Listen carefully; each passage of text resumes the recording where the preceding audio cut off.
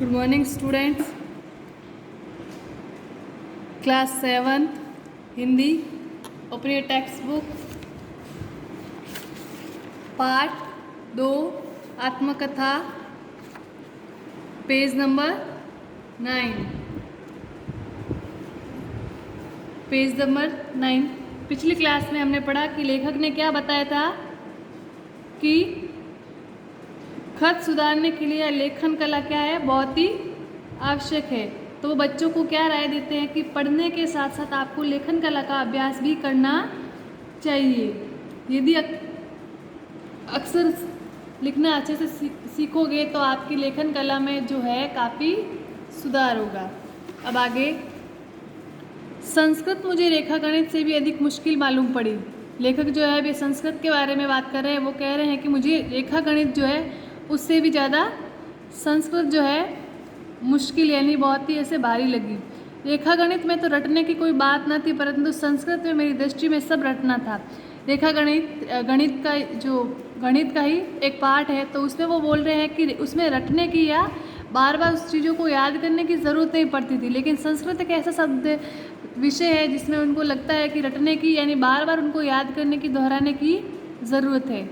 ये विषय भी चौथी कक्षा में शुरू होता था। संस्कृत चौथी क्लास से स्टार्ट होती थी। छठी कक्षा में जाकर मेरा दिल तो बैठ गया। छठी कक्षा में जब ये पहुँचे तो उनका ऐसा संस्कृत पे ऐसे दिल जो है वो बैठ गया।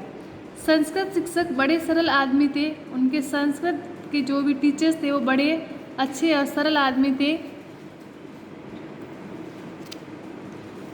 विद्यार्थियों को बहुतर पढ़ा देने का लोभ उन्हें रहा करता था। बहुतर यानी ज़्यादा पढ़ाने का उनको ऐसे मन में रहता था कि मैं उनको ज़्यादा पढ़ाऊँ।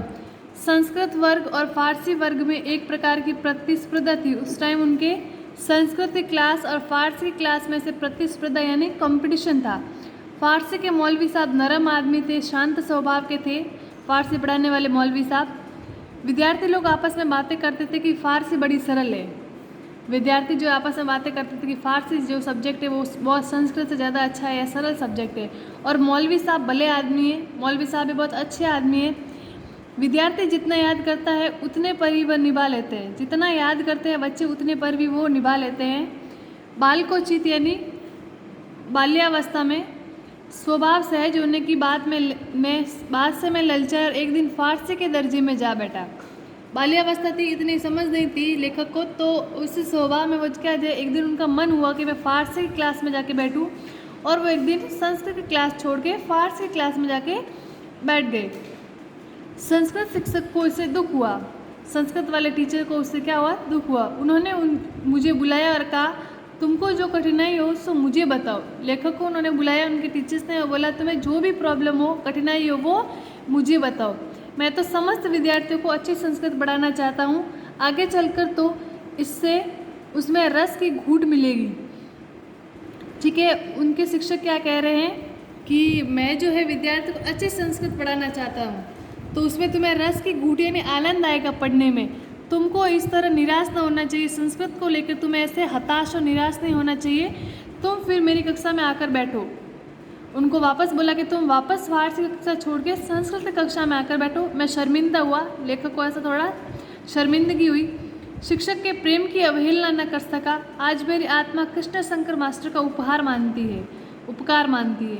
लेखक अपने टीचर का नाम बता रहे, उनका नाम है कृष्ण शंकर, कि आज उनकी जो आत्मा है किसका उपकार मानती है, मास्टर कृष्ण शंकर का। क्योंकि जितनी संस्कृत मैंने उस समय पढ़ी थी, यदि न पढ़ी होती तो आज मैं संस्कृत शास्त्रों का जो आनंद ले रहा हूँ वह नहीं ले पाता। शास्त्र जो होते हैं लगभग संस्कृत में वगैरह होते हैं, फिर उनका हिंदी अनुवाद जो होता है। तो लेखक कह रहे हैं कि मेरी आत्मा उनका जो है उपकार मानती है, क्योंकि आज वो जितने भी शास्त्र पढ़ रहे हैं वे किस में है, सारे संस्कृत में। तो अगर उन्होंने उस समय संस्कृत नहीं पढ़ी होती तो आज वे संस्कृत के शास्त्रों का जो है आनंद नहीं ले पाते।